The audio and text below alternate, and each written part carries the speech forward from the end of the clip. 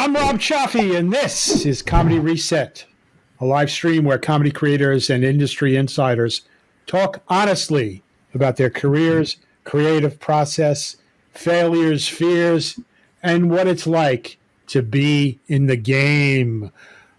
Hey, I'm happy to have you here. It's wonderful. You got like people watching.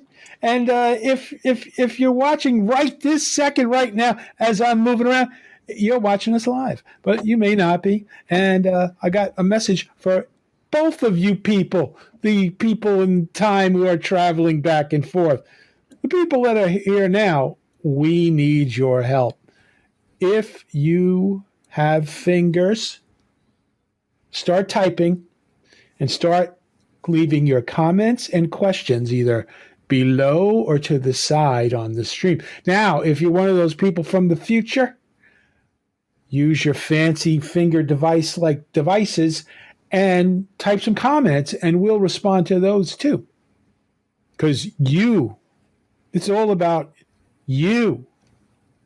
Not really. But we like you to think that. As you probably know by now, this is a panel discussion show. We have a panel. Not the stuff you hang in your basement. Like people. Real people.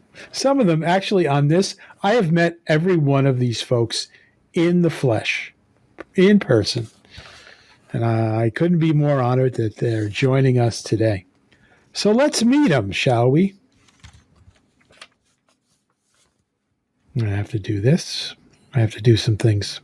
This thing. And then this thing. Tracy Simon is a stand-up comedian and also a former librarian. She has been performing since the mid-'80s. Tracy lives in Oceanside, New York, and can be seen at comedy venues across New York City. Art Schill is a comedian and a great comedian at that. He started way back in 2017.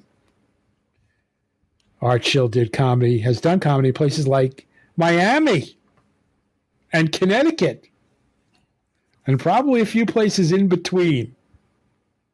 He also headlined at the Mohegan Sun.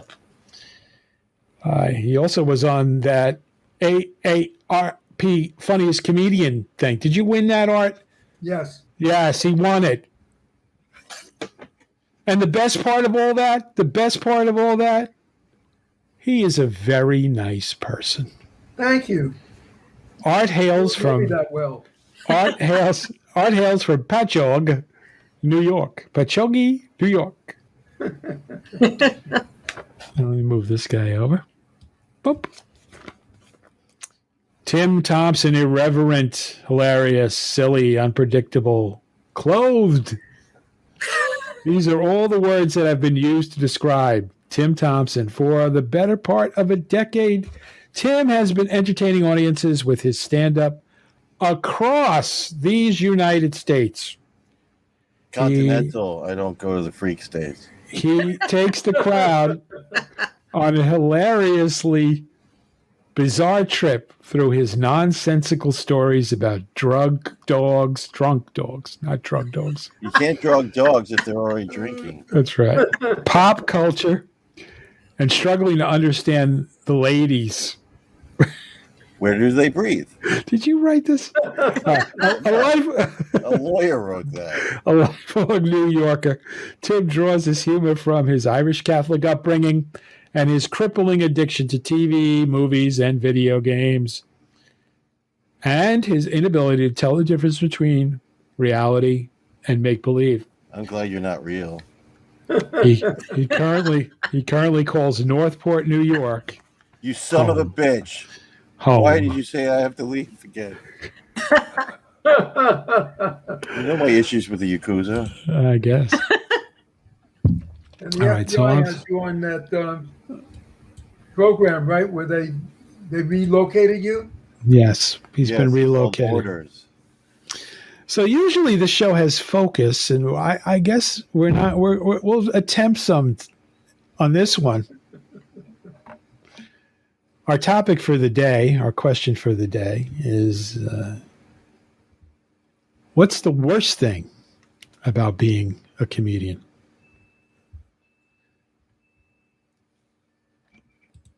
Don't everybody jump in at once. No, I got something to say about this. You know, I love comedy. It's probably one of the best things that ever happened to me. I started relatively late in life doing it, and I've regretted every minute that I didn't do it. Once I've learned how fun it can be, how not only fun, how the ability to connect with people, and the adoration that I get from like the thousands of you that are watching right now, the adoration that I get. But it's not all giggles. There's some shits in there too. And the biggest part, and again, the biggest part is I love it. I love it. But there are some downsides. And for me, the biggest downside from the very beginning has been the business. Dealing with the business. All right. If it at the beginning, I mean, you have to deal with, bringing and the bookers and, how am I going to get my friends to come watch me for the sixth time? And then once you get a little past that stage, you're looking at, I know this guy will book me, but they book it. Why is he booking him? Not me. What did I do wrong? What am I using wearing the wrong cologne? I don't know. Not to mention if you start producing, which all of us at one point or another do. All right. Now you've got to make everybody else happy and try to make the venue happy and sell tickets, and, not fun for me anyway. It's not my thing. So I wish there wasn't a business aspect to it, but if there wasn't, what would we be doing? Right? We'll probably be out on the street corner babbling to ourselves to get stage time, right? And I know, and here's another thing most of us experience. We know very funny people. We've met very, very funny people, like extraordinarily funny people who the world does not know about. Who've been doing this for a long time, been in this business for a long time, and yet the business part mystifies them. Or the business part works against them for some unfair reason or another. So that's what makes it really bad for me. Really, really bad for me. And the other thing that's the worst part of it is, in the words of that great French comedian, Jean-Paul Sartre, he said, he said, hell is other comedians. So I'm like, I'm here, it's all about me. I can make people laugh. We don't need anyone else. But that's my own insanity. Tracy Simon. Yes. Your path in comedy has been a little circuitous, right? You started in the 80s. You took some classes, did the open mic deal, and then became a very important asset to the librarian industry. Moved up. What were the things in comedy that most troubled you, or you had the most difficulty with in the beginning, way back then? In the beginning, can you hear me okay? Sure. Okay. In the beginning, and things have not changed all that much, was being a female in comedy. Because you would get these guys who would figure they could hit on you or try to intimidate you, and it was very uncomfortable. I mean, I was a young married person, and I couldn't always be there with my husband, and the thing is I had to defend myself. And that was a real turnoff, that first time around. And especially like even taking early classes, I'd be the only woman in a class of like 5 or 6 guys. And while we were doing the class, it was fine. But then when you finally go out there, all of a sudden, there's this, I wouldn't say so much competition, but all of a sudden, well, pat on the head, you're a cute little girl. Really? I was never that cute. But, no. The thing is, you wear a skirt, that's it, God. And that was, fairly awful. And that kind of turned me off, especially because of the hours too. Because that was the other thing. As soon as I was, about to get really started, and all of a sudden I find out I'm having a baby, which is also derails, careers sometimes. I mean, it wasn't Ali Wong, we were light years away from that. Right. But then again, you can't do the 1 o'clock in the morning mics and things like that when you have a 1 o'clock in the morning breastfeeding, appointments. So that kind of, made it hard. And I understand things have not changed all that much.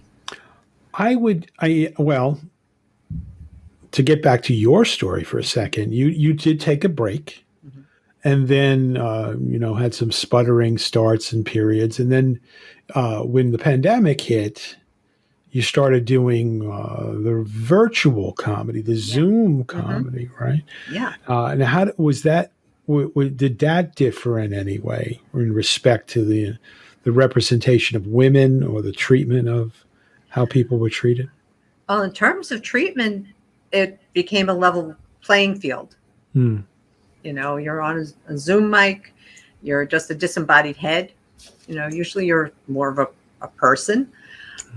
There were some mics that were just for women because some people were still complaining they weren't getting as much time as men. And there were times when I was still the only woman really on a Zoom mic. But I felt it was much more egalitarian. It was definitely safer, And sometimes, though, you'd get some guy who write in the chat, kind of. Really? I only had one that was trying to hit on me. Tim Thomson. And that was okay. I'm saying, look, I'm old enough to be your mother, possibly your grandmother, at least your very sexy aunt. But, and that, kind of like, well, okay, they back off. But Zoom was actually beneficial to getting back in because otherwise I would have to leave my husband alone, all nights. He would come with me sometimes. But it really made it easier to get back in and get confidence back. And then when finally you do a live mic. Oh, wow. It's a rush. It's like tantric sex. You hold back, and then, whew, not that I would know about that. Not me neither. But. I heard it from Sting.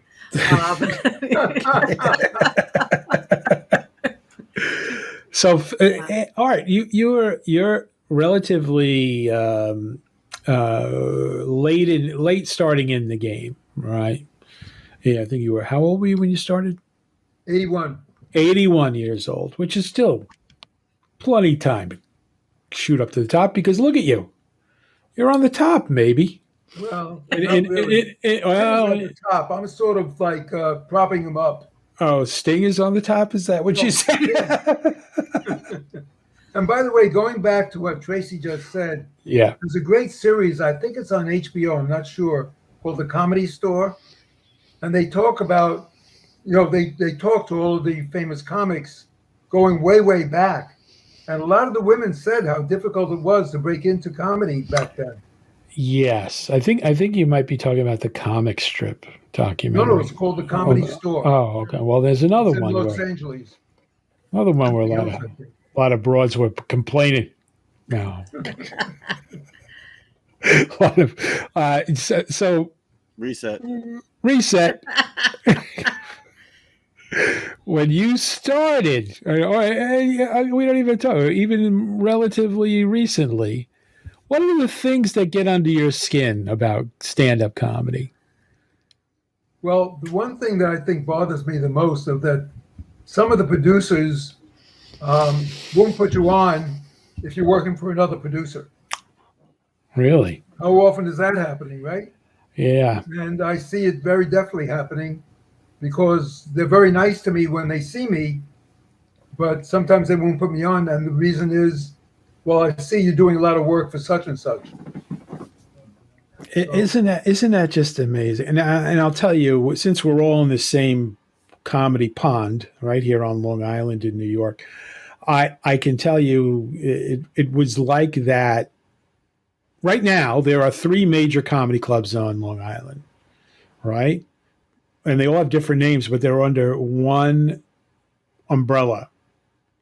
One organization owns them. But 10 or 12 years ago, no, they were all independently owned. And if you worked at one, you usually could not work at the other or the third one. That it was just the way it is. And I think that's very true in a lot of maybe major comedy cities. They don't want you across the street.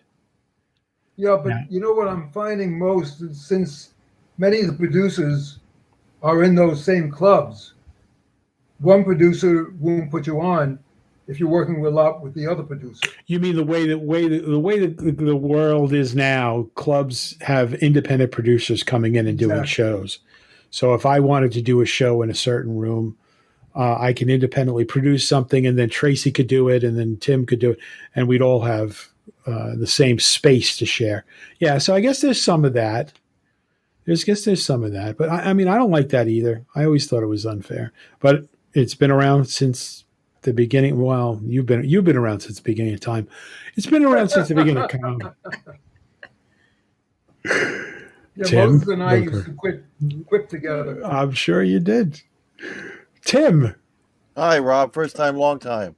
Nice. How you've been along. You've been a very happy and content comedian for quite a while. And I can't imagine there'd be anything that you would find disagreeable about the occupation that you so very much love. Oh, I hate but it. What gets under your skin? You hate it. Besides ticks, the most that gets under me, like kind of similar to Tracy.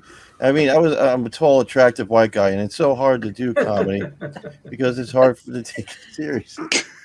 But I guess the business part, like you said, or business, like you said, that's probably the toughest thing for you is pronunciation. But what was I'm not good with the business aspect, kissing butt, and the hardest thing is the fake laugh. Everyone, like you want people to laugh to show that they're doing well, and you go, ha, ha, ha. I'm not good at that. I'm not good at faking stuff. So that's a problem. And I do agree with Art. These producers want you in their stable. But I go from producer to producer. I'm a bit of a slut like that. Well, I guess you could describe it as that. Somebody told me I used to have this guy. I guess I can say his name, Tony Landolfi. Right? He would have this issue with McGuire's and all these other clubs. This is way back, and they would get angry with him that he worked somewhere. And he said, "Listen, it's nothing. It's the money.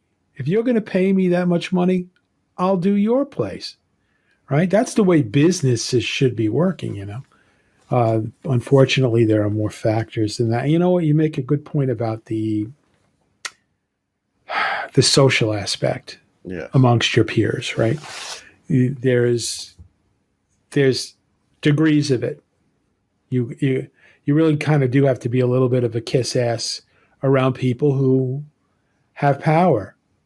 It's not a corporation. There isn't an HR department you can go to and say, hey, this guy is not giving me enough time, and I think it's because he thinks, my nose is too crooked. Well, it's not the option. You really do have, even if you don't like somebody all that much, and there's a few of them that aren't that likable in this business, you have to show deference. You have to show respect. You have to sometimes push yourself to be more amiable and create that illusion that, hey, we've got this bond, and if it wasn't for your wife and your kids, I'd probably move in with you. That kind of attitude towards people.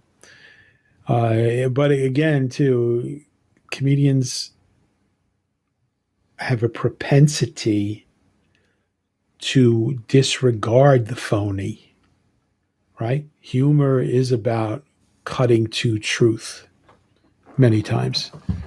So I guess it's a power thing. I don't know. Well, Maybe I'm going to become a Marxist and figure it out. Without mentioning names, I went to a comedy class to get started.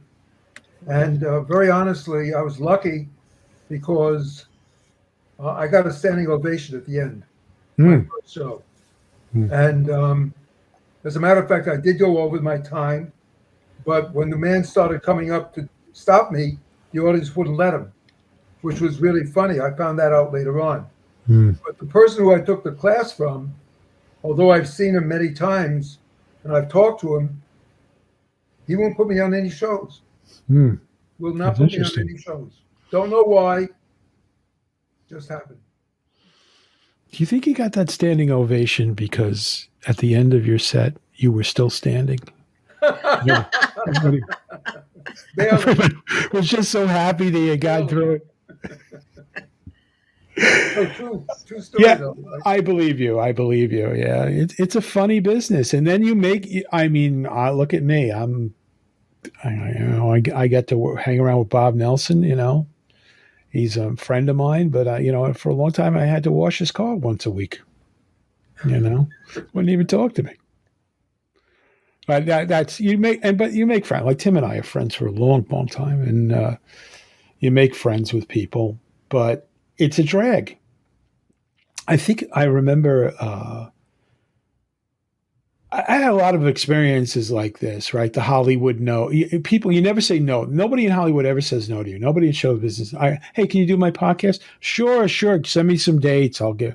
And then it never kind of materializes. But they never say, no, I'm not going to do your date. Because they know that one day you might be connected to something that they want to do. And you've got to make sure you're allowed, they're not going to go, that guy never does anything. So I forgot where I was in the order. Where was I? Oh, with Art again. Art, again, I don't want to harp on your age, but you're a guy that physically, I mean, I sometimes you're out like late at night and, hanging with these young fellas that are all juiced up on energy drinks. And do you ever find that aspect of it challenging? No, because I got to tell you, unfortunately, at my age, I only have one friend left who's alive. But I've made a lot of good friends, luckily, through doing the comedy. Whether they be young, whether they be middle-aged, and so forth. I mean, I haven't found too many people except for maybe George Sauls, who's my age or older. Yes. But doesn't really matter. If the audience likes your comedy and you get the laughs, that's all that counts. That's all that counts to you. It's worth putting up with the negative pieces of this. The way I look at it, if I can get somebody to laugh and take their mind off their troubles or their worries for just a couple of minutes, it's worth every minute of it. I enjoy every minute of it. See, did I say he was a very nice guy? I did. Yeah. I did say that. It's on the record. But it's true. Yeah. What's the worst experience you ever had regarding stand-up comedy, Tim, except for the obvious ones? Which ones? Thank you, Rob. No, I've done some bad gigs. Are you talking about like hell gigs or just? Well, things that you were like, so after it was over, like, what the hell happened? And have you had experience, or you had to deal with someone who was difficult, or maybe a heckler that drove you nuts? Hecklers, I guess. Bad introductions from people who should know what they're doing. I'm not going to name names because Art isn't doing it, so I'm just. He didn't name names in front of Joe McCarthy. He's not going to name names now. Right. Only because he didn't write them down. He didn't write them down. He wanted to name names, but he didn't remember them. He's like, names? He's just reading names around it. But so this comic was introducing people. I think before I went up, this was shortly after the big tsunami in Japan, and he did a moment of silence before. And it's like, all right, coming up to the stage, Tim Thomson. He's a funny comedian, and he didn't say the name last, which is the standard. Right. And another comic he introduced after me. He's like, oh, you're going to love her. She does this great bit about a helicopter pilot. He does her closer. He mentions it's really funny. He says her name and like, hey, you're going to love it. It's going to be great. And like, oh, my God. And this guy was a comic. Like, I used to have, I used to host for this guy who had a club. And he was a regular fixture there. It's his club, right? So he's running it. But he'd like to go up and introduce the host. But he would spend 10 minutes doing crowd work and all the host things that I was there to do. I'm like, and then right before he would bring me on, you might like this guy. He would put me down. So yeah, that's an essential thing. If you're working with professional people, this is why I make at a point whenever anyone asks me about it, the primary advice for a show is to treat it professionally. Be a professional. Don't treat anything lightly. Don't fool. I mean, you and I fool around once in a while when we're on a show, but other than that, I treat things. This is the highest stake gig that I've ever been a part of. No matter where it is, no matter what I'm doing. If it's in some little dirt, rat-infested bar. Yeah. We played a few of those. No, I did a show once. I was doing a few days in Columbus, Ohio for a tattoo convention. All right. That was awful because they had us in this giant room, and it's like you're doing comedy for a beehive. It's just buzzing, all these people getting tattoos. Yeah. But in between, we went and did a show local. One of the other comics I drove out there with lined it up, and we did a show for a roller derby team. And they just got finished. They're still wearing their skates and everything. They were all, still jazzed up for their win or whatever roller derby people do. And they weren't very passive. No, very interactive. Very interactive. So throwing their roller skates at you, sizing me up, and like I could pick you up, and like I guess. Would you say that to the person on TV? Like, I bet I could pick up Ray Romano. You hear me, Ray Romano? I could pick you up. Maybe not your brother, but I could. That's hysterical. All right, well, it's come to that part in our show where we want to hear from you. We want to see your questions, comments. And we'll pick the best ones once you start typing them. So now's the time to do it. I'm going to give you a little opportunity to think of something by presenting today's sponsor. I'm going to read it. Mentally Al is an intimate portrait of cult comedy legend Al Lubell, a former Star Search champion who's appeared many times on the likes of Carson, Leno, and Letterman.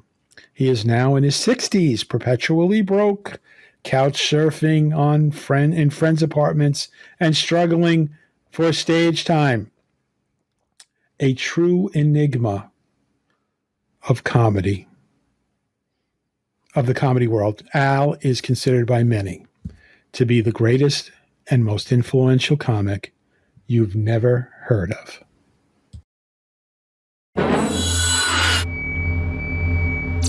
The $100,000 comedy champion is Al Lubell. My next guest started out actually as a practicing lawyer before going into stand-up comedy. Would you welcome Al Lubell? Al Lubell. Al Lubell. Al Lubell. Yes, my name is Al Lubell. Al Lubell. My name's Al. Al Lubell. Al Lubell. Al Lubell. Al Lubell. Al Lubell. Al Lubell. Al Lubell. Al Lubell. Al Lubell. Al Lubell. You know what's strange? The more I say my name, the more y'all look at me like, who is this guy? He's an artist. Before there was a word alternative comedy, there was Al. Talking about myself is what makes me different from all the other comedians out there today. Because if you notice, they almost never talk about Al Lubell. Comedians know that Al is crazy funny. And then I think comedians also worry about Al, because you could tell he's going down some wormhole in his own mind. I'm Al Lubell. I'm Al Lubell. I'm Al Lubell. I'm Al Lubell. I'm Al Lubell. I'm just concerned about how much of me I can be. Somehow, powers that be didn't pick up on him. Whether I'm right. There's comics, and then there's Al Lubell. My whole life it's been hard to get work as a comedian. I can really feel that a lot of people like it and a lot of people wouldn't. I gotta be. He's going to do what he wants to do. And you love him or you don't get it. His relationship with his mother is bananas. I don't think he cared enough to be aware. It's for any comedian, right? Very famous guy. But please don't bother him. He's in the middle of an interview.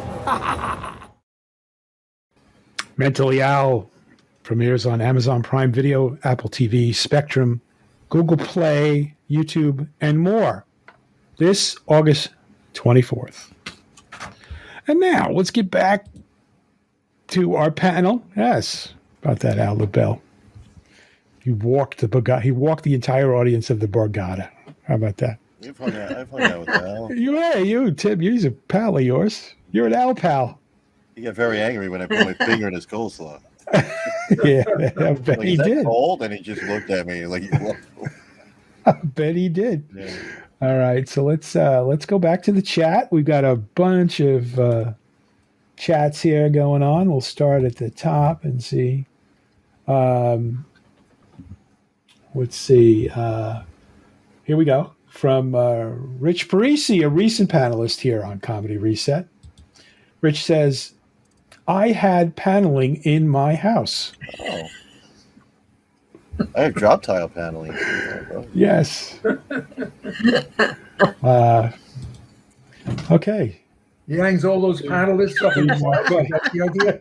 How did I get that? Tim Thomson. Who wrote that? All right.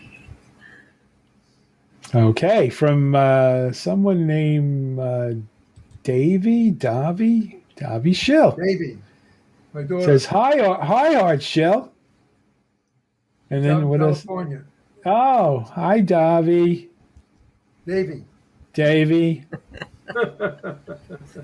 Is that short for something? No, it's Davy. Davy. She didn't like the name when we gave it to her. And one day when she was a teenager, we got a call in the house for someone named, I can't even think the name she came up with. And I said, there's no one named that here. And my daughter said, no, that's me. I don't like the name Davy. Didn't Anthony Jr. do that on The Sopranos? Yes. Okay. Another message from Richard Parisi. Hey, Art, we're neighbors.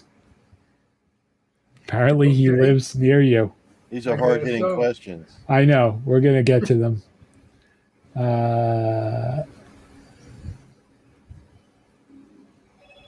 Okay, here's a puzzling one from Kathy Varner. Author Kathy Varner. One word. I think she's an author. All right. All right. This looks like it's a question. It's got a question mark at the end of it. So let's try that. That should be a good indication. From Thunder Something Smith. Was your answer to the question the title of The Lonely Nights Alone in Hotel Rooms? I wish I was going to hotel rooms, man. Tim might be able to answer that.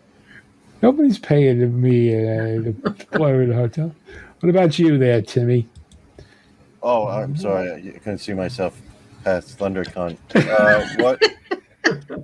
What about hotel rooms? The Lonely Times? The Lonely Times. Is that the worst part of comedy? Probably.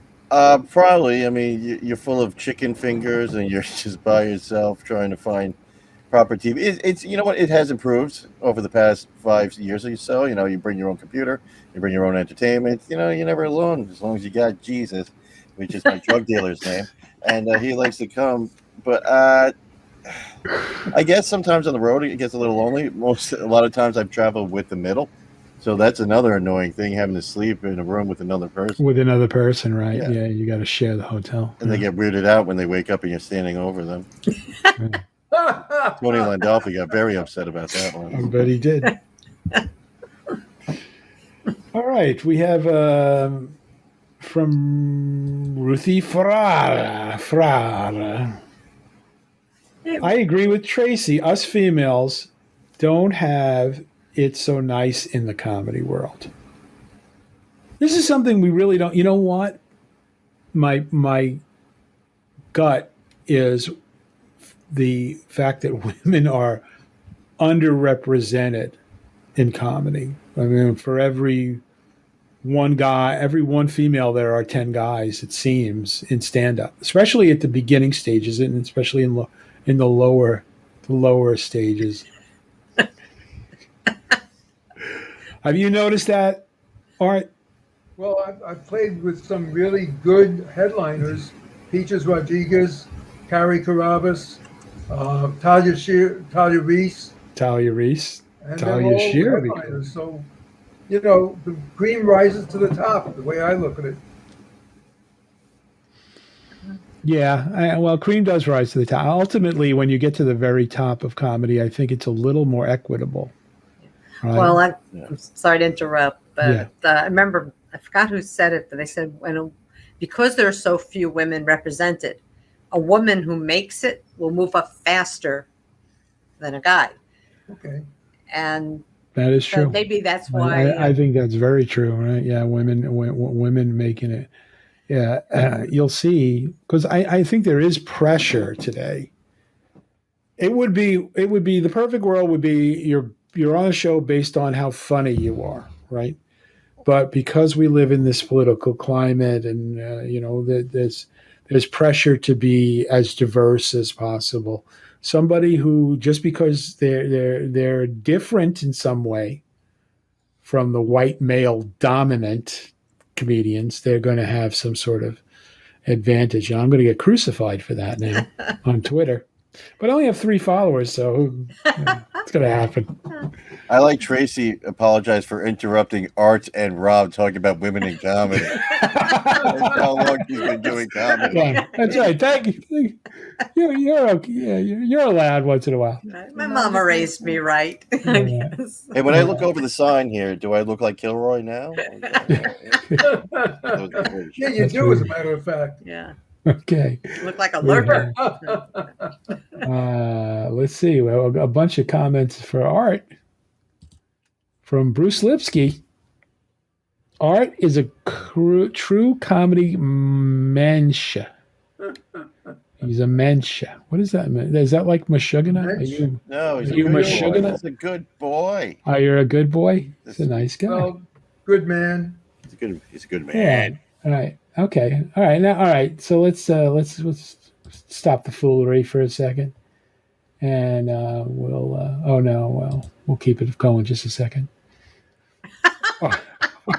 Why take off your clothes? Yeah, your daughter Dusty. Tim Thomson.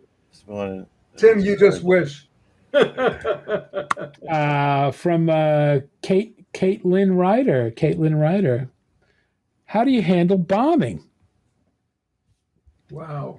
Very carefully. Art's never bombed, so he can't answer the question. No, Tim. Very honestly, early in my career, I really did bomb, and I thought that was it. Steve Marshall was the headliner, and I told him after watching him perform that I was going to quit comedy. And he was the one who said, "No, you're not." He said, "You got good material, and it's going to happen once in a while. That's it." So became very good friends as a result. So your answer is to cry on comedian Steve Marshall's shoulder. To a degree. That basically, he's right now he's out in California, so I can't do that. I'm doing some shows. Yeah. How I don't look at bombing as the worst thing, really. It certainly is when I'm doing it, and when I'm immediately after it. But I kind of, at this point, know that that's going to happen to even the best comedian. I've seen it happen to the best. Look at that little clip of Lubell walking the Borgata. I mean, that's walk. He walked the whole room or whatever. That it just everyone does it. So I've kind of come to this philosophical realization that it's part of the game. I'm never going to be perfect. And bombing is. Sometimes they'll tell you it'll make you stronger. I don't think that's true, but it is just a part of it, and I don't allow it myself. Well, what do you do when you're bombing? That's the question. I cry on Steve Marshall's shoulder. Tracy, how about bombing for you? What is that a tough part of the game? It is, especially when something's worked 3 or 4 times, and then you get to the 5th time, and it's like crickets. And you wonder, is it the audience? Is it me? Is it how I said it? It just could be that just night. But more than I've only done like 5-minute to 7-minute sets. So a total bomb hasn't quite happened. At least if I get at least 3, good meaty laughs, then it's not a total. Right. And that's the right way to look at it. Right. It's very hard. It's very hard to completely bomb, except if you're Tim. Yes. When I was working up at the Concorde, not doing my comedy, obviously, it was right out of the Air Force. And Tony Bennett was the featured performer at the Concorde, and he just bombed. I mean, he sang maybe 4 songs and walked off because the audience was terrible. A month later, he came back. They wouldn't let him off the stage. So I think a lot of it has to do with the audience. Good point. Blame the audience. Good point. I'm not going to blame myself. Tim, did you want to interject something? Or? Well, I mean, besides blaming, what do you do when it's happening? It's going to happen. It's just a numbers game. Right. Maybe it's the audience, maybe it's you, maybe a disaster happened, everyone's mind is thinking of that. A lot of times I lean into it because bombing is uncomfortable, not just for the person on stage, but the audience as well. No one really wants. Yeah. There's a very small percentage that people want to see bombing. They're called comedians. But really, it's best to acknowledge it, because if you don't, that makes you look oblivious. And as a comic, you're supposed to be the one that, puts the magnifying glass up to all the things that are happening in the world. We are the truth sayers and whatnot. But if we can't even acknowledge what's happening in a room, then you're not worth your weight in salt. So I always think it's best. You might even get some good laughs at it if you're acknowledging that how bad, because you want all to be on the same side. So now it's an inside joke with them. Like, wow, I fucked up. And they're like, wow. Right. And they're like, oh, he noticed. So now we're in the same disaster. Like, how everyone that survived Titanic would visit each other every year and they go on like road trips or something. Yeah. It's a bonding experience. Yeah. Yeah, exactly. Yeah. All right. So we have a question from Richard Parisi. The head? Besides money, what's the best way to bribe your friends to come to your bringer show? Well, I'll tell you, No, friends. How do you get your friends? You know what worked for me best is when I would remind my friends about that time when we were in Nam and I threw my body on a grenade. He calls Putnam Nam. You guilt them. You guilt them, Rich. I don't know. I really don't know. It's best just to use Tinder and set up a bunch of Tinder dates for the show. So you don't have to use your own picture if you want to be successful. So you have a bunch of dates and they go there, and then you got, boom, people in the audience. That's a good point. Someone's going to try that. Oh, someone hasn't? Let's see. I'm sure someone, no one has. Let's see. I'm looking through. Okay, so Donna Moran says, hi there. And then Donna Moran says, hi, Richie. Richie's not even on the show. And then Donna Moran says, there's nothing fair about the biz. She's such a happy and joyful person to be around. I mean, it is kind of it is. I mean, I've seen it grind down people. I have seen that. I mean, comics that have been around for a long time who are legitimately bitter. I mean, legitimately to the point where it's a personality disorder. Everything is just horrible. Yet they still do it. complaining all the way, but they still do it. Oh, here's a good one. Oh, you're okay. We'll get Tavi in here. He was a comedian when he named me too. She's boy, oh boy. She's not gonna let that go, is she, Art? No. My God. Let's see. All right, here's a legitimate question from Bruce Lipsky. How does one stay relevant as an older comedian, Tim? Sex tape.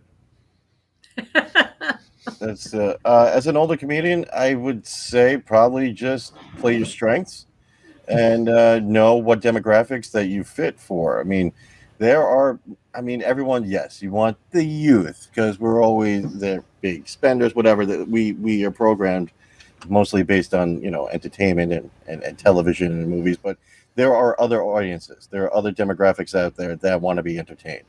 So if you feel that your material skews for an older crowd because of your life experience, go for it. I mean, that's it. I mean, if you're older, acknowledge it. Don't. I mean, unless your bit is like you're an older guy, you're talking about youthful things like TikTok or something weird, like that's the character. But you should, Right. Well, you're a guy in your 30s, and you've been doing this for a long time. And sometimes you'll encounter. We've had to do this where you do these high school graduation shows. Yeah. Where I'm talking to. I'm talking to a 16-year-old kid about what? How are they going to relate to me, a 50-year-old somebody? Right. Yeah, but there are some key things that every person. Maybe you talk about puberty. That happens to. Yeah. Right. Well, that's true. There are human experiences. There are some. They might not get the references when you're talking about doing the Lindy, and like, just like or whatever guy Rob. I'm just talking about people Art used to drink with. Art's got a killer Lindy's joke. He has a great story about how he's driving away with the baby. Like, what do I do? What do I do? I'm in a lot of trouble here. I'll start a dance. I'll raise it and name it Davy. I don't know. Name it Davy. But Art, I guess you're the obvious person to ask that question. Do you find it difficult being an older person, having audiences relate to you? Well, Tim and I were just on a show recently, and the audience was about 25 people, I would say, in their 20s, and the rest of them were, I would say, in their 50s and older. Mm-hmm. And luckily, for whatever reason, afterwards, when I was speaking to some of the younger people, they told me they couldn't stop laughing. Maybe they were laughing at me instead of with me, I don't know. But they said that they really enjoyed it. And the older people were telling me the same thing. So I think it's just walking the line and coming up with comedy that will appeal to both sides when you're out there. Mm-hmm. I mean, obviously, if you're going to do a show for a retirement home, you're going to be using material that would relate to them. If you're going to be doing a show for very young people, but when you're doing a show for both at the same time, you just got to walk that fine line.